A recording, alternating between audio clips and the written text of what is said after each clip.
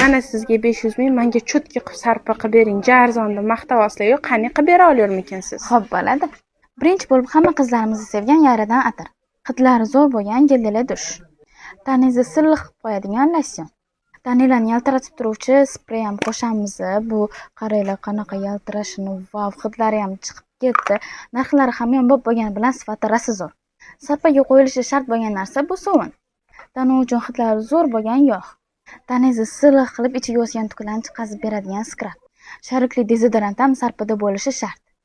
Kelinlar ko'p makiyaj qiladi, o'shani o'chirish uchun penka rosa zo'r. Penkadan keyin ishlatish shart bo'lgan krem, yuzga namlovchi. Makiyajni ideal ochish uchun baza. Makiyajni kun davomida turib berish uchun fiksator.